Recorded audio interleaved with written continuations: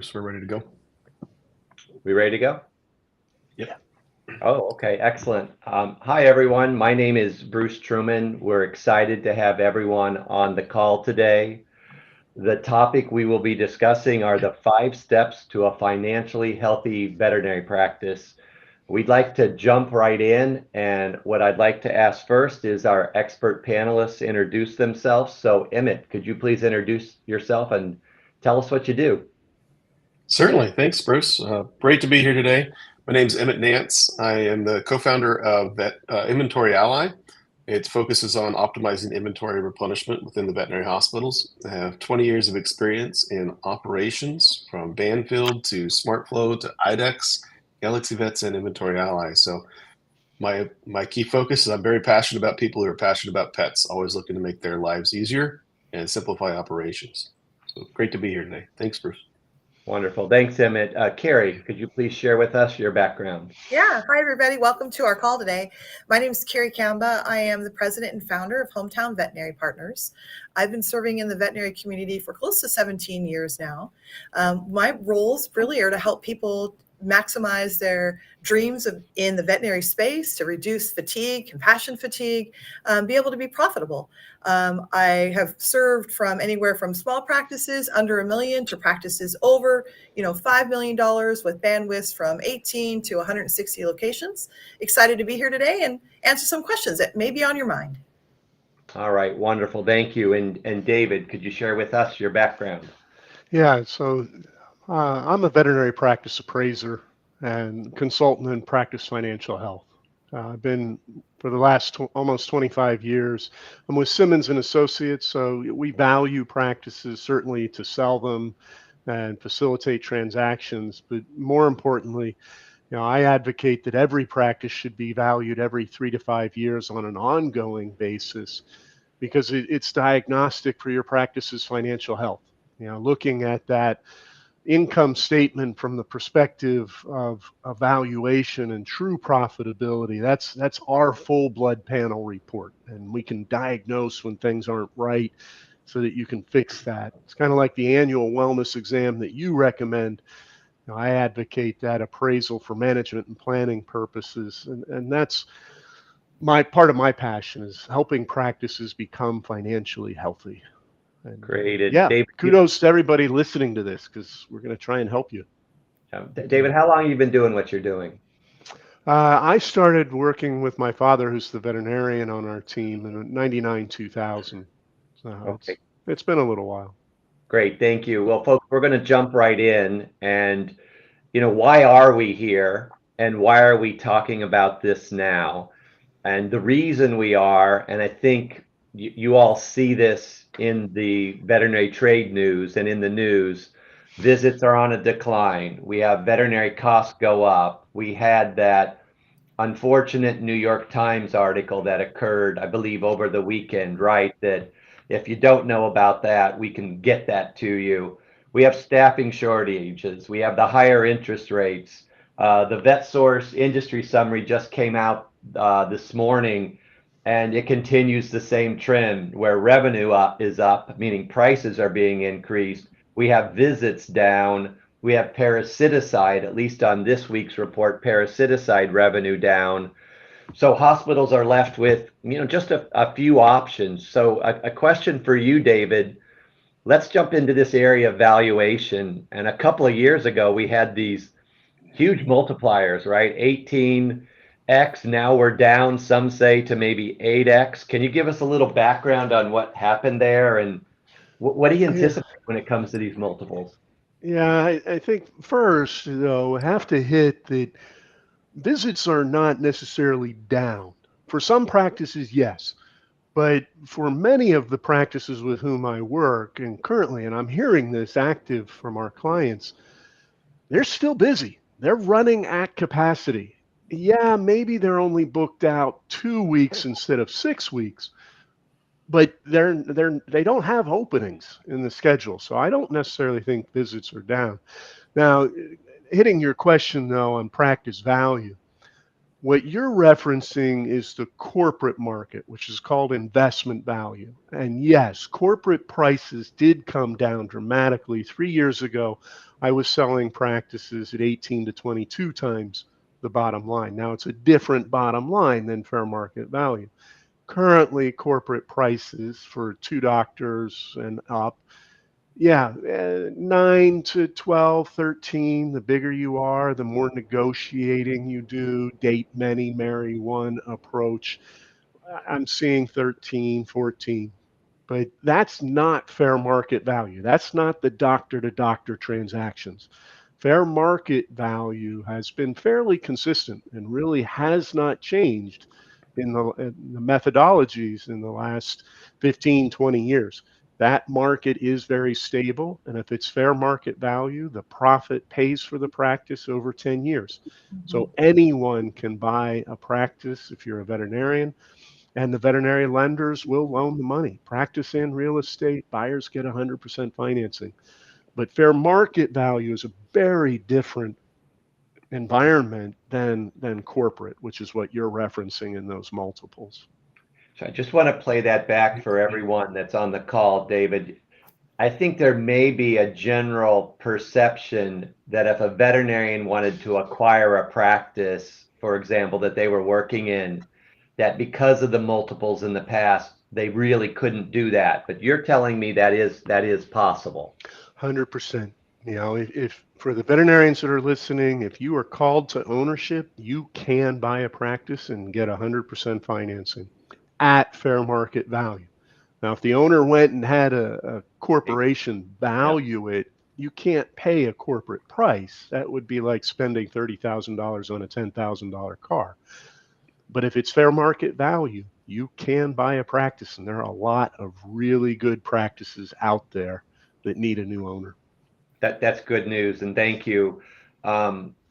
Question for everyone: when we look at these economic trends and the impact that they have on practice financing, what are some of the challenges that are faced today? So what are you seeing out there in reality? Either one.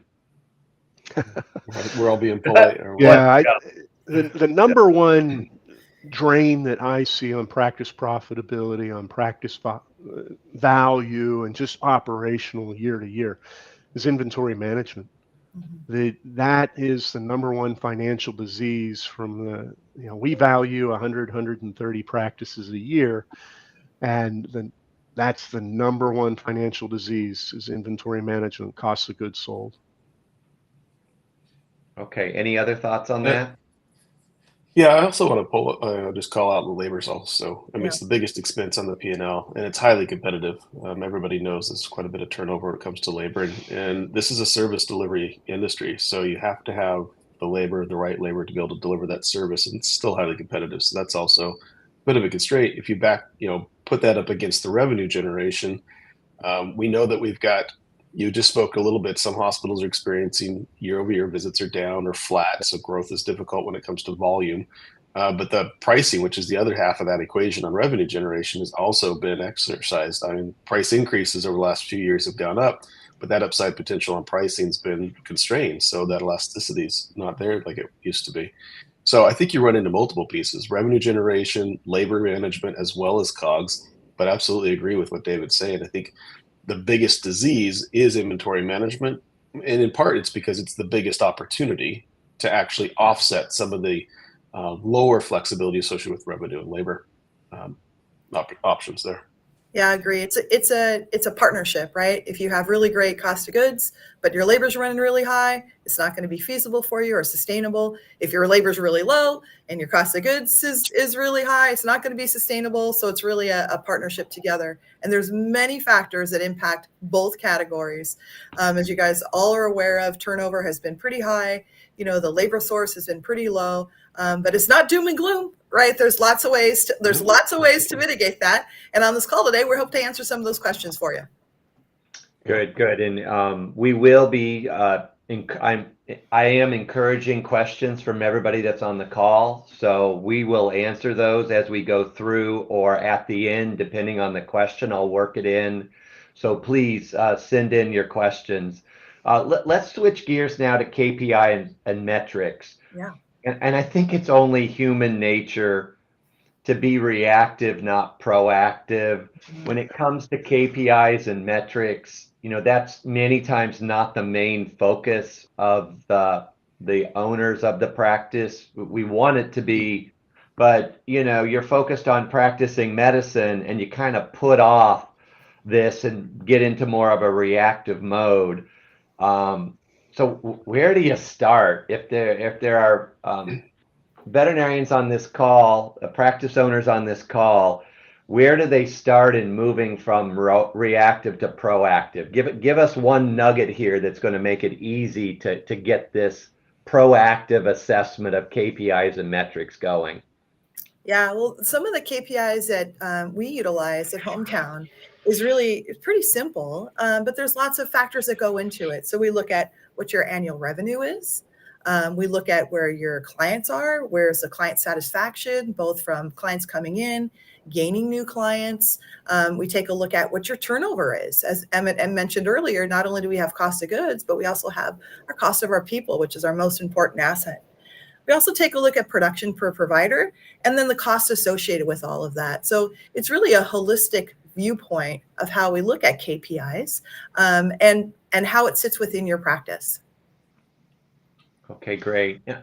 Anybody other thoughts on that? Yeah, the one thing I like to mention when talking about benchmarks or KPIs, such as costs of goods sold, 25% for your variable expenses, drugs, pharmacy, reference lab, in-house lab, your flea tick, heartworm, burial, cremation, 26% of revenue. But KPIs, these so-called benchmarks, they're averages. So a benchmark is something to aspire to. Don't aspire to an average. Track your numbers. What's your support staff as a percent of revenue? What's your cost of goods as a percent of revenue? Can you get better? Right? Practice management's about asking questions. So diagnostically look at where you are, regardless of where that is relative to a benchmark, and question, can we do it better? Can we shift from being product centric, that our revenues from flea, tick, heartworm, vaccines, diets, etc., are more than 40% of our gross revenues? You're a product-centric practice. Can we shift that to be more focused on generating medicine revenues in building the relationship with the clients to the benefit of the pets? Medicine is where a practice can very quickly become financially healthy. Where are you? Can you get better? That's the core of foundation for practice management overall.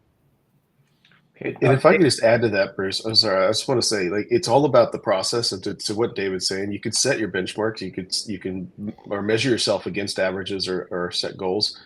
But the real important piece is that you start to diagnose the issues and you change the root cause problems. Because I see a lot of hospitals try to force outcomes.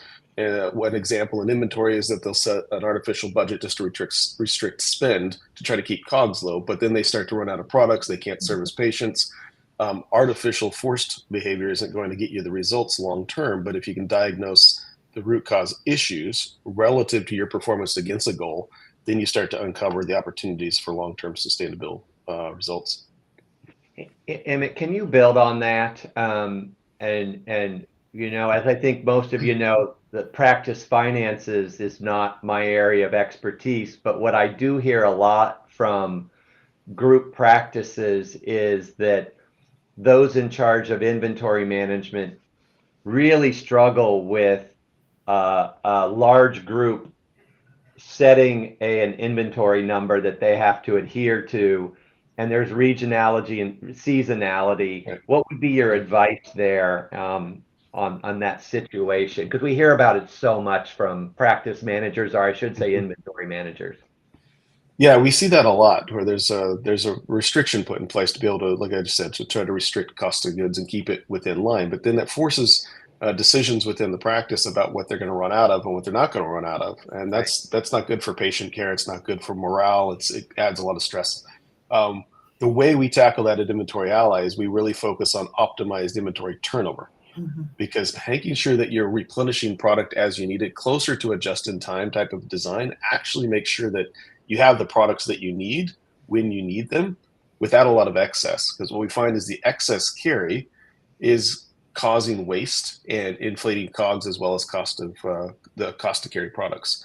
But the reason that happens a lot is within the hospital, it's generally a technician or CSR that's assigned the task essentially of inventory replenishment, and it's don't run out. The main goal is don't run out, but when they put those artificial ceilings in place, that becomes a really uncomfortable position. So again, we focus on making sure that you're turning over the inventory to meet the demand, and then kind of to what David was saying, then you go into where can you start to modify things, improve your ratio of service sales or medicine sales to COGS sales, eliminate slow moving inventory, remove redundancy in your formulary so you're not carrying as many, you don't carry 3 or 4 or 5 SKUs that essentially do the same thing. All of that leads to waste and excess. Well, I think tagging on to that, one key element that I see, especially in smaller practices, but even in large practices, meaning revenues of 2 million or more, you elevate from within, and the person doing the inventory is like, oh, hey, you're the inventory manager now. That's it. Yep. No education. So are you getting your team the education to manage the inventory? There's great resources out there. Teach them, get them good information on how to do their job. There was one question I did want to hit, and one of my favorite questions that came up in the chat. How are practices, not just 1 to 2 doctor practices, supposed to compete with Chewy and PetMed and online? You're not. Stop. You can't compete with them. Have an online pharmacy, send your folks there with a more appropriate, but you can't price match and should not be. Those aren't, they're revenues on those products, but they're not profits. So I think it's do what you need and have that, but don't compete with them because you really can't. Great point. Thank you. And David, while we have you here answering a question, there was something that came in about what the fair market value multiplier is now. I know we talked about a range, but I think the group would like to hear what you're seeing. Yeah, so the old adage, 5 times the bottom line, right? Yeah. And the problem with that, it's like the doctors on the call saying, oh, a spay? Yeah, we knock them out, we cut them open, we take some stuff out and close them up. Yeah, that's correct. And same with 5 times the bottom line. Not everyone uses the correct bottom line. Number 2, not every practice is a 5. The 5 is a reflection of a capitalization rate. If you divide something by 20%, it's the same as multiplying it by 5. But this varies from practice to practice. You could be a 4.5, you could be a 5.3. And that phrase skips a really important step. So, people feel armed with 5 times the bottom line, but yeah, that's like your clients going to Dr. Google. So be careful with that. Okay, and we had a question from Jackie come in. How does a corporate practice with multiple locations typically differ from an individually owned practice in terms of inventory purchasing? I mean, I think the aggregated purchasing power, usually there's deals negotiated by a larger group of practices, but any comments on that for Jackie? Yeah, I'd say there's 2. Go ahead, Carrie. No, go ahead. I'll back. Well, there's 2 primary things that you're going to see, and you just touched on the first one, Bruce, is buying power. So when you got consolidation, you're able to negotiate better agreements, but independents have that same opportunity when they partner with a buying group. It's the same concept. If they can start to pool their buying power, purchasing power relative to a GPO, then they get those same type of results. The second biggest lever that they start to pull, though, is reduction in formulary redundancy. So they will agree upon a set of items that the entire network is going to use, because there's a lot more power, because essentially what you're doing is you're consolidating what you're using to a set of SKUs and increasing the volume of those SKUs, such that you can also improve your buying power associated with those items. The third piece that I would just add is that they focus very much on process improvement. So making sure that they have high turnover, low cost of carry, and therefore a much tighter association of spend versus revenue generation on those products. Yeah, and Emmett, the only thing I would add to that is, regardless if you're getting great pricing or for the purchases or not, that your pricing is accurate, right? If you have a product that you're paying $1 for and you're charging $1.50, is no different than a product that you're paying $2 for and you're doing $2.25. So making sure that the pricing is accurate based upon that you're passing on to your clients for comparatively to the pricing that you're paying as well. Excellent call out, Carrie. Great call. We had a question also, and I just want to dip into this a moment. We're doing okay on time, and I have another KPI question for all of you, but we got a question from Tina about no-shows, and I'm seeing this in the VHMA daily feed that I get, where there is this issue where practices are fully scheduled, but they're seeing this no-shows, and I'm hearing of some practices that are charging an upfront fee for new clients to book the appointment. Carrie, any advice there on fully booked schedule, but now we've got all these no-shows? That's really frustrating. Yeah, super frustrating. I've experienced both, right? I've experienced both where we have a charge for a new client so that they show up and then, that balance is applied to their visit. But some really easy tactical things to do if you haven't already is first, why are they not showing? Did they book the appointment 2 weeks ago when they needed to get in that day? And so now they've gone around and shopped other veterinarian practices to get in earlier. Another question is, are we doing calls ahead of time? 2 days or 1 day ahead as a reminder, either a phone call, but better using technology, right? To be able to text or be able to email to confirm that. And so in some of the practices that I've served that has worked really well is they say, we need you to confirm that your appointment is tomorrow. Please click on yes, so that we have a confirmed booking, because the real reason why they're not showing up can be highly variable. So taking that approach with multiple variabilities will have a higher success rate.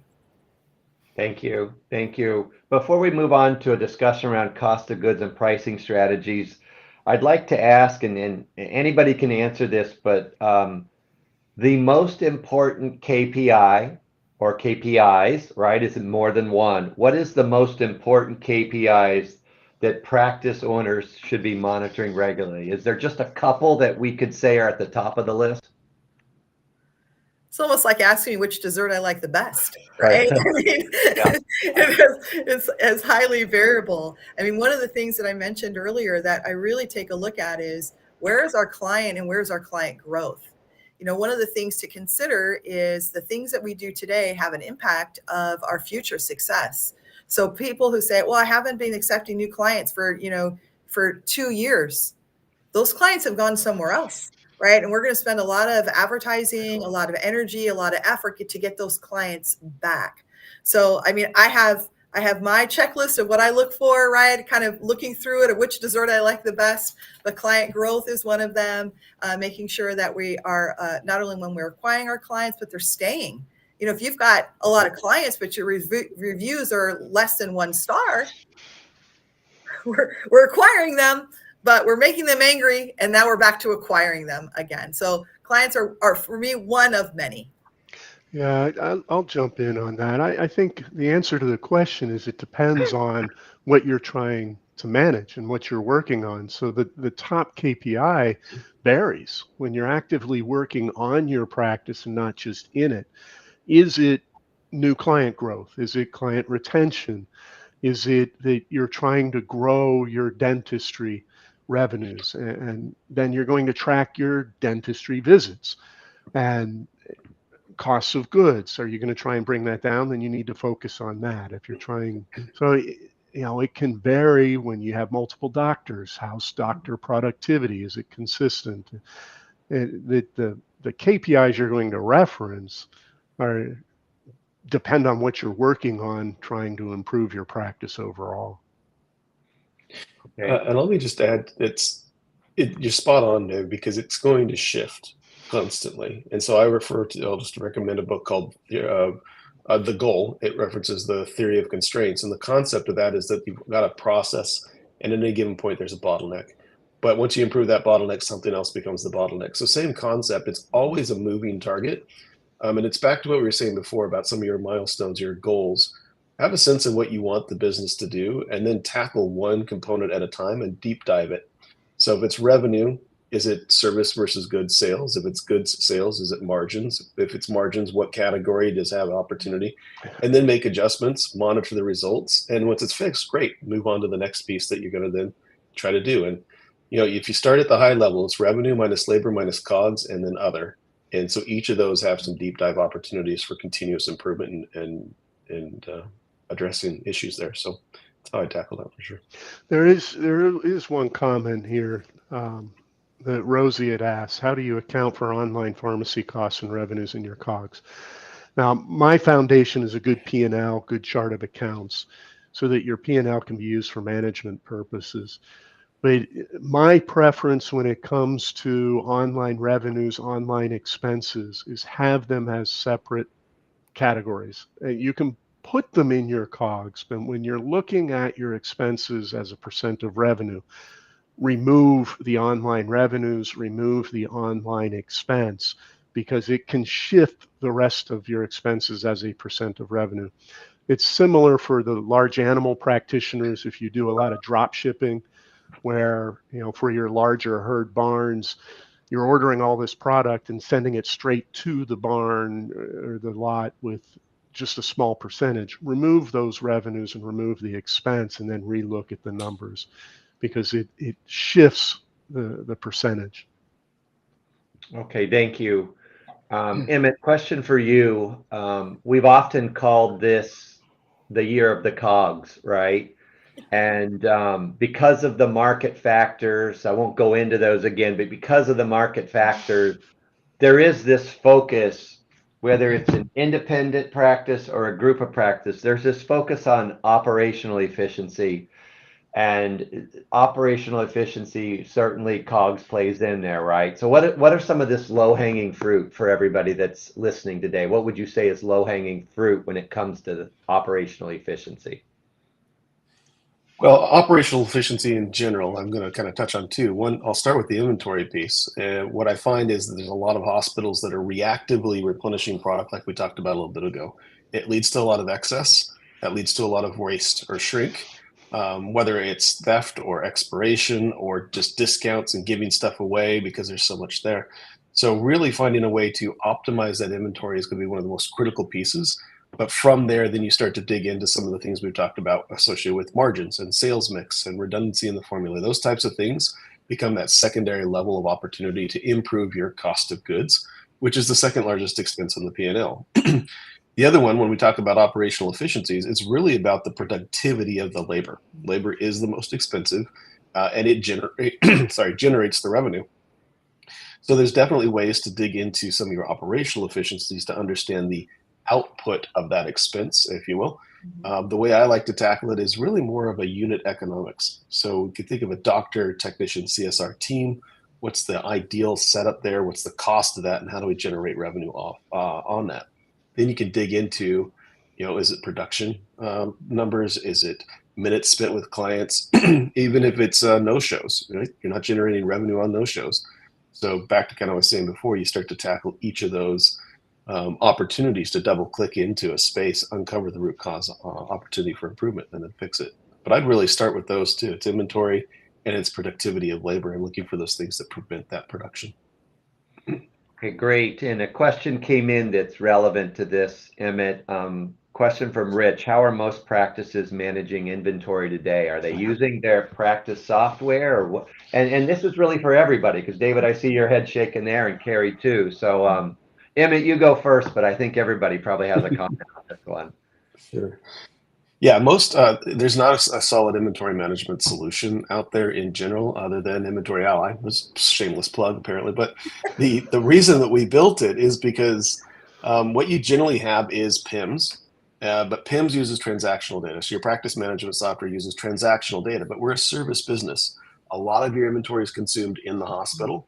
And a large portion of what you sell is actually part of a packaged service. Well, if you set those packages up in your PIMS, it assumes static consumption. It assumes it uses the same amount every time you do that procedure, but that still varies. So the output of the PIMS is incomplete and inaccurate. And so it requires a lot of hours to kind of keep it correct. So that's one piece. A lot of hospitals will spend time correcting for that by adding pull tags, Excel sheets, want lists, whiteboards, stock out reports, lots of different things to try to pull this together. It gets quite complicated. And one of the outcomes of that is that you end up with an inventory manager who's created a complicated process, and now they can't take vacation. They can't be promoted. They feel guilty if they're going to leave somewhere else because nobody else knows how to do it. So, it's the PIMS is really designed to be revenue and medical record retention focused. Inventory Ally tries to plug that gap of optimizing inventory turnover for everything because the PIMS just is designed to be more retail. It's not really set for service delivery. Thank you. I think what I would add on to that, Emma, you're spot on, right? We have many PIM systems that act as they would be a great inventory system with your cost of goods, with what you have on hand for accrued accounting, what you've currently spent. But you're spot on. Those PIM systems don't give you accurate inventory. Accurate inventory has high levels of variability in the veterinary space. Nobody monitors how much ear wash you're putting in, right, for an ear cleaning. So you can't really say, well, I should have X. So if it's a 1-to-1 ratio, you're going to be pretty close. Like vaccines to vaccines, you're going to be pretty close. Any type of medication, as far as pills concerned, you're going to be pretty close. But it doesn't take into any type of theft. It doesn't take any into somebody left the refrigerator open and now all those vaccines are no longer viable. So there are some opportunities along the way. A quick and easy fix for that is making sure that you know what you're selling on a daily basis or a weekly basis, and making sure that those stocks are on hand, which supports what Emma's talking about. Although I don't think it was a shameless plug, I think it was an appropriate plug of how that inventory system that he has supports in an easy way. Yeah, I think as limiting as the practice management software really is, it still is a tool that a lot of practices are not using for their sellable items. And product creep is acceptable, and it shouldn't be. That's theft, not to mention overt theft. At a minimum, you need to be using that practice management software for your flea, tick, heartworm, and the diets. And oftentimes being seen using that software to manage those items, it tends to fix product creep. Yeah. So I think at a minimum, you do need to be using that practice management software for inventory management in those areas. But tracking consumables, the internally used supplies, that software is just not built for that. Yeah, and I wanted to add two things the first thing will be a stat, and the second one may or may not be very popular. So the stat that I want to provide is, according to AVMA, the owner survey, less than half of practice owners are using some type of inventory management system, less than half. So if we have no inventory system, the creep, the theft, the waste happens. The other thing that I would encourage everybody on the call today to think about is, we've been talking a lot about our clients and making sure that the client's pricing is correct. Also consider what you're providing to your team. I'm giving you this product at cost. I'm not charging you for ABC. We're going to go ahead and give you this. I'd encourage you guys to look at the IRS regulations, which states only 20% discount. Otherwise, you as the owner and you as the employer are expected to pay taxes on those services. So that also impacts your cost of goods if you're giving things away at cost when the margins on those are minimal. And I know that's not popular. I know it's not, but I wanted to bring it up as a point of understanding. Great. Thank you. And, when it comes to that fact from AVMA, that's kind of a frightening fact that 50%, was that what it was, are not using? Less than half. Less than half. So folks need help out there, and certainly, Emmett, what you're doing can help. Your co-founder also, folks should know about if they don't, right? Could you share a little bit about what Nicole's business is? Because I think that could really help if that 50% that are on this line. I mean, she's got Facebook groups and all sorts of stuff for inventory managers. Share with us a little bit about that. Then we're going to go to a discussion around technology. Thanks, Bruce. Appreciate the opportunity. Nicole Clausen is founder of Veterinary Care Logistics LLC, or vetlogic.co is the website. Highly encourage folks to take a look at that because there's online education and training, there's consultation, there's tools, and she helps really make sure that you get the most out of utilizing your PIMs, pull tags, a lot of those standard processes, and getting the most of it and understanding how inventory should be managed. So the education is a real key piece of it. She and I partnered together to create Inventory Ally to bring some of those basic functionalities to everyone really simply, which elevates the game. So getting that education on what COGS should be, how to manage your sales, all of that starts to come through there, even margin analytics and whatnot. So highly encourage partnering with Nicole on education. She makes inventory fun. I shared with David, we were both at a Vet Partners meeting last year, and they had a session on inventory. And I actually thought it was going to be so boring that maybe I would skip it.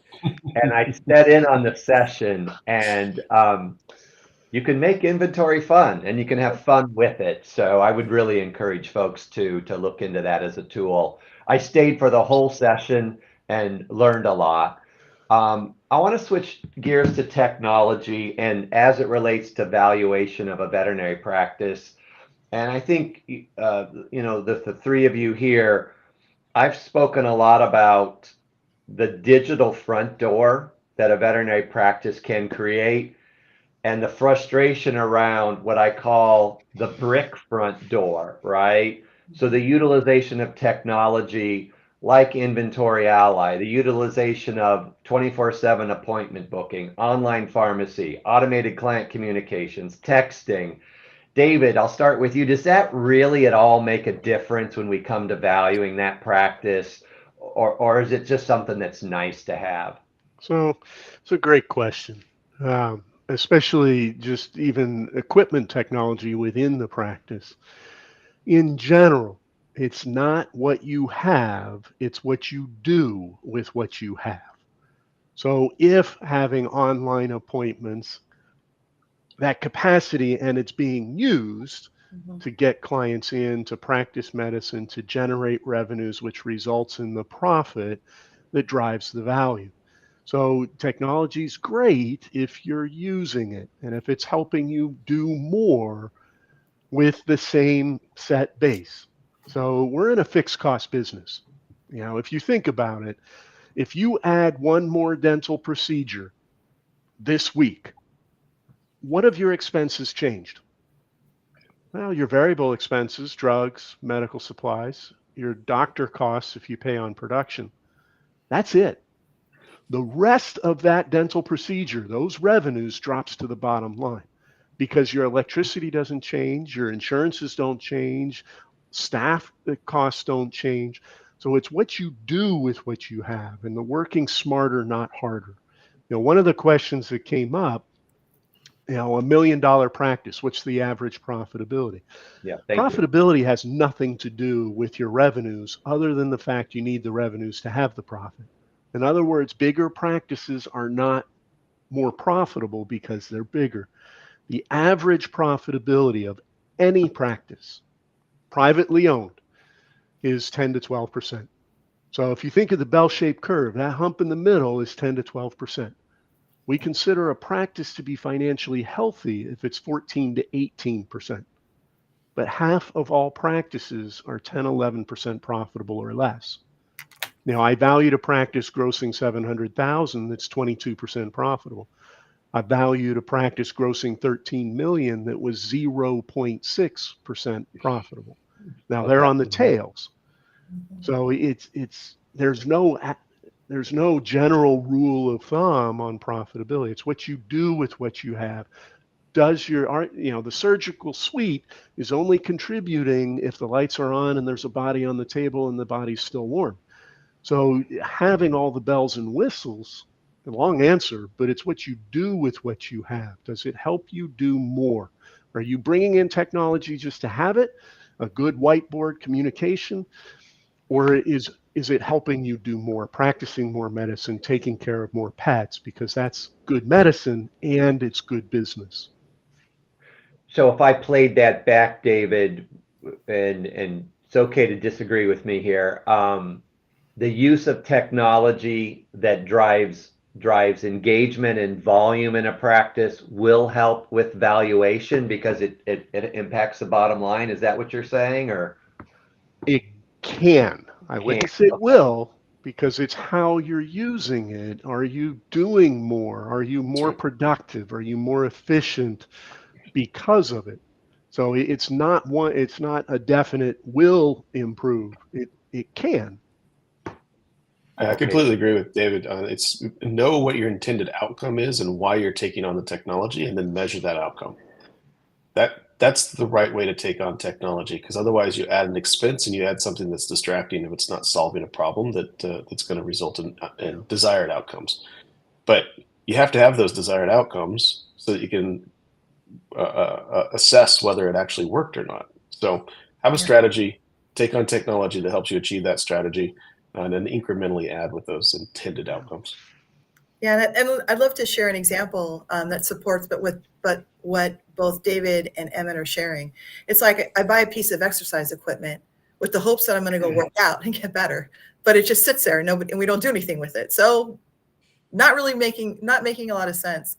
Utilizing technology to support the people in the hospital absolutely will have an opportunity to provide additional value to the practice. And I'll give you an example of that. If you're not utilizing technology for, let's say, reminder calls, that you're doing it through calling somebody or you're doing it through a postcard, and you put an online booking aspect where they can just go ahead and click, yep, we're available.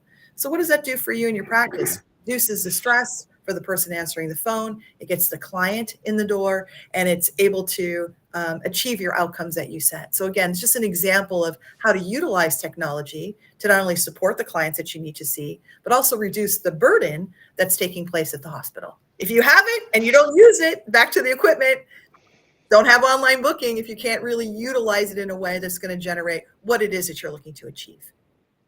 Thank you. Thank you. And that has been my fear, that if we don't create a digital front door and be willing to do a little heavy lifting on the front end to get your calendar in order for online booking, or get your reminder system in order to better automate reminders going out before appointments or to remind about appointments, do the heavy lift on that, because having that digital front door really adds value.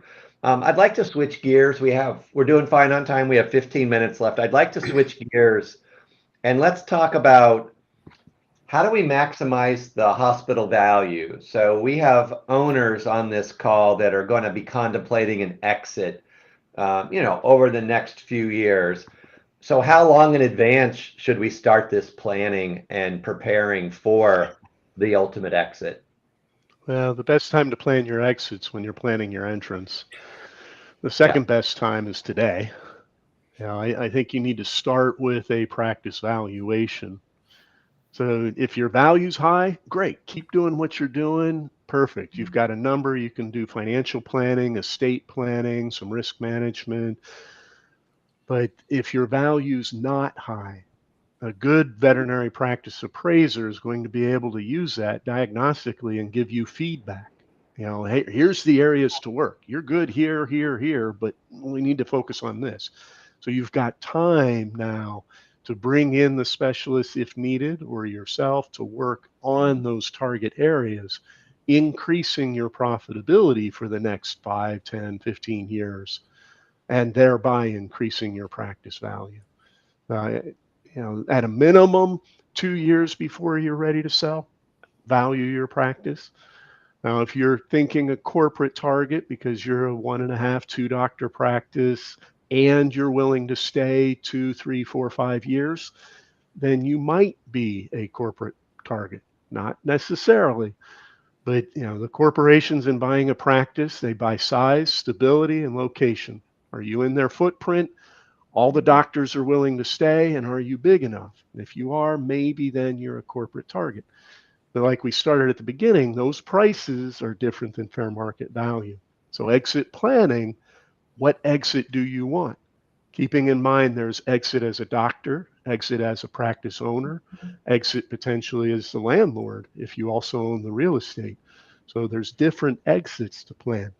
If your partner or spouse is working in the business as well, if you're both doctors, less of a corporate target now because they don't like husband wife. If your partner or spouse is a practice manager, we got to plan that exit as well. So the key is the planning component of that and what you asked right there. Are you planning it, or are you just going to wing it? Thank you. And Carrie, can we build on David's comments there? You're a leader of a veterinary group, and you look at practices to potentially acquire. What makes it lucrative to someone like you? What makes it interesting? Gosh, I mean, I agree with everything that David shared, and I would add a few more things. The culture of the hospital, right? Is the team going to want to stay, right? Are they going to want to stay in a way that we continue to be successful together, to use it as a partnership?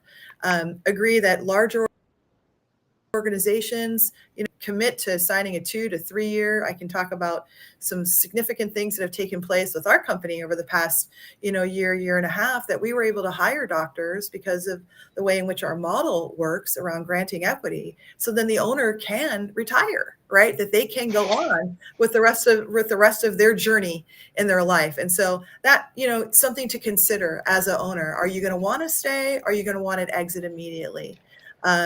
Are you resistant to change, or are you going to make this partnership really successful for everybody involved?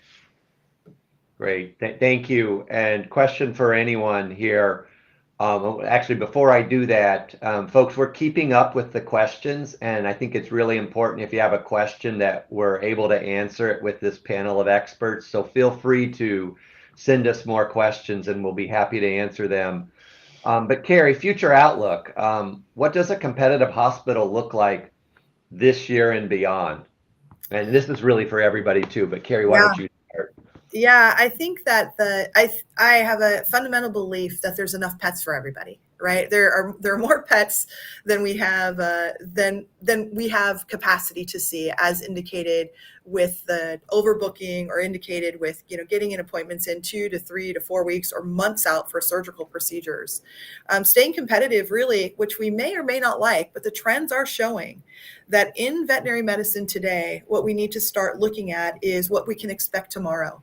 And as the demographics continue to change, as you think about, home kits that are sent to your home now to determine what the DNA is on your pet, or what potential viruses or illnesses that they may have, that we really start moving into a ability to develop and advance our teams, both our doctors and our paraprofessionals, to have a really service-driven veterinary care. Because eventually, a lot of products, as we've already seen with PetMed, with Chewy, that were sustainable, that contributed to the overall success for veterinary care, has gone over the counter. We can't compete with Chewy. We can't compete with Costco. We can't compete with PetMed. But what we can do is maintain medicine inside of our hospital walls. And so if you're, as David mentioned earlier, if you have a really high product mix of parasiticides and food, you're in danger of being competitive, because when those go across the counter, you're going to be left with, are we doing the right thing in servicing our clients and our pets? Thank you. Yeah, I would add, within vet med, the spectrum of care is broad. So big. Yeah. I have clients, high volume, low cost, and spay neuter practices where the spay is $50. And on Rescue Cat Day, they're incredibly busy. Send your new grads there. Let them volunteer. They're going to get great cutting experience. I have clients that a spay is $18 or $800 because of its laparoscopy, and they're booked out 6 months, and everything in between. The key to a successful practice, I think, wherever you are on that continuum, be there. Do it well. Focus on the client experience, the client education, and trying to work smarter, more efficient, so you can take care of more pets regardless of where you are. Recognizing that if you're over here, you can't practice that kind of medicine because this does not allow it.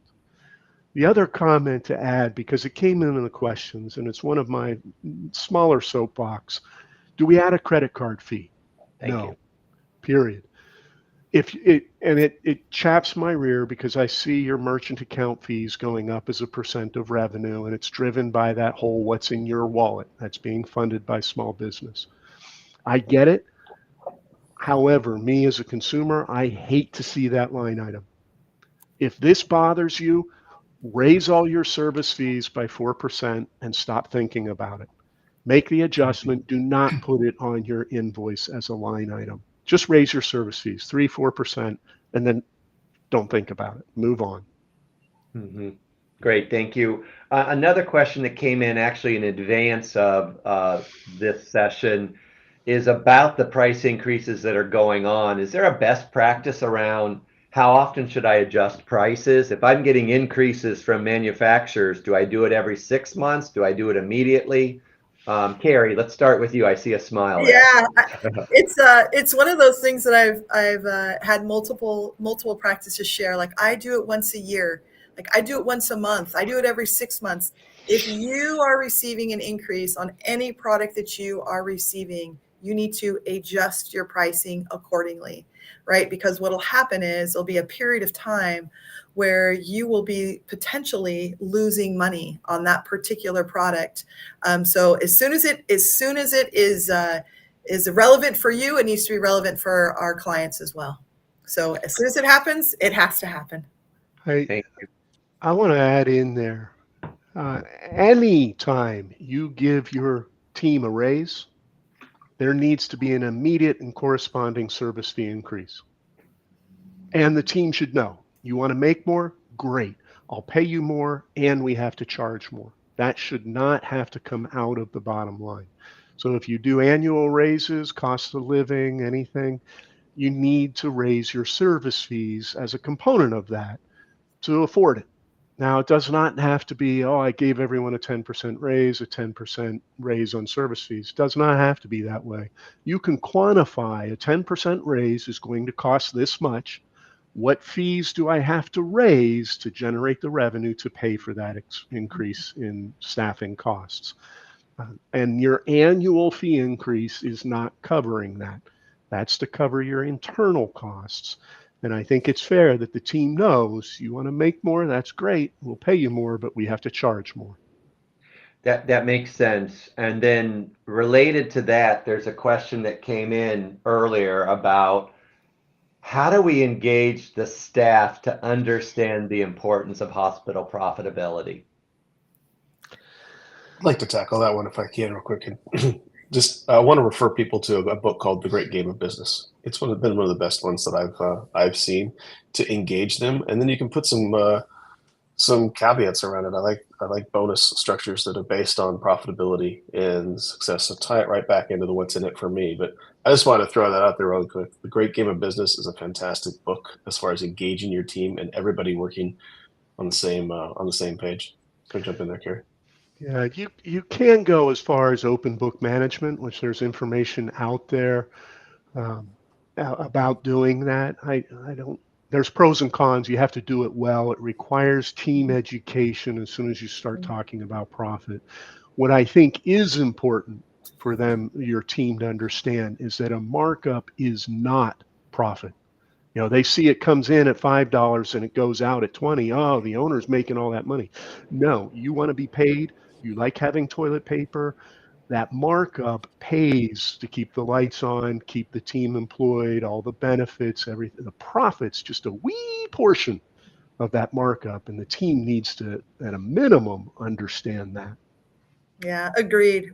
I've done it multiple different ways, and once they understand the cost too, because your point, they're thinking $2, $9. And you can take that very simple example and say, okay, $2, let's add in all of it, and they're like, oh, wait a minute. Now it's like 2 cents. I understand it. Waste also has a tendency to go down. Compliance also has a tendency to go up because they understand they're part of the team. They're part of the solution. Well, that's really important because we've talked quite a bit about the difference between revenue and cost and the margin associated with that. But and you can raise your prices if you raise your costs, but there's efficiencies to be gained within that too. And if the team is bought into how the business works, and the business isn't just about money, right? That's one of the measurable outcomes. But we're all in this business because we we're passionate about pets and that human animal bond. And that's what comes through in the day-to-day activities of the hospitals, providing that care. But we have to do it in a way that's profitable enough that we can sustain that care long term. So we understand that it's not all just about money, but bringing the team into how do we run a business such that we can provide this service to our community long term, they should be included in those conversations. And one of the outcomes is that they'll help you solve these problems. When you have bottlenecks and barriers that prevent productivity and profitability, they'll help you solve the problem.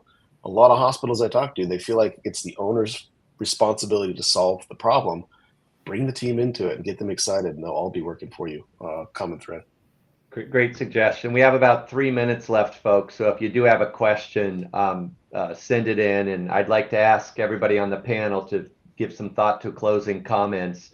I did have a question I want to address about doctor to staff ratio. If we could do that real briefly. Is there a magic number there, or what are your thoughts? And David, I'll go to you.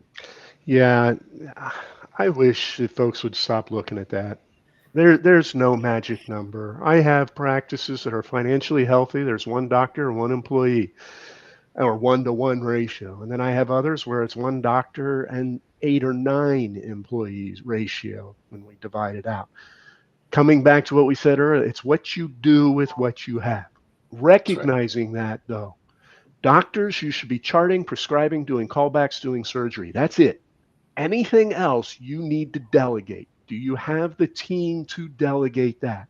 Are you empowering your technicians to do that work? Because it frees you up to do more.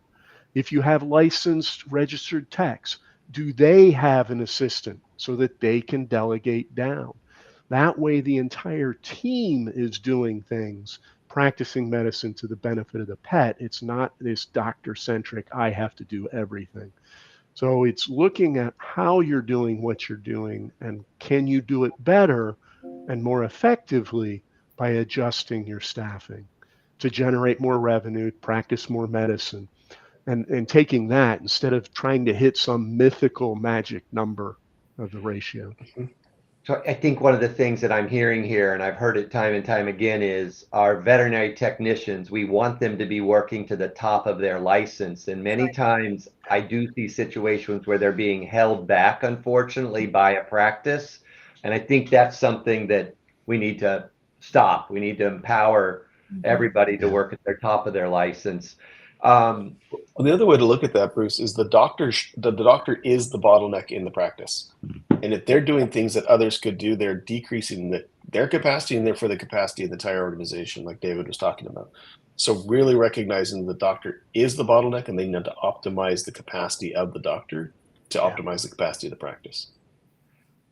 Thank you. And last question, and then we'll have to close out here. We talked about what is an average good cost of goods. What's a good cost of goods? If average is what, 22, 25, what's good? What would we call good here, kind of closing out? As low as you can get it. But it's going to vary. It's going to vary significantly based on the type of practice, the location of practice, the mix of service versus goods sales. Tons of variability, but you can see large ER specialty practices. I know of one that runs 9% cost of goods. But then you also have small, rural, low-cost providers that might run closer to 30% cost of goods. Like, it depends. It's back to what David was saying. Know who you are, what you do, and do it well. The cost of goods is going to vary, but the goal is to optimize that to meet your needs. And then look for opportunities, whether it's margin or it's redundancy, those other things, to try to true it up. And exactly what David said, as low as you can get it without harming your business. That's what's most critical. Great, thank you. We're at time. I'd like to first thank everyone that attended this. If you have additional questions, you can certainly reach out to us, and these experts will help answer your questions. And I'd like to thank all 3 of my expert panelists here for a great job done. Thanks, everybody.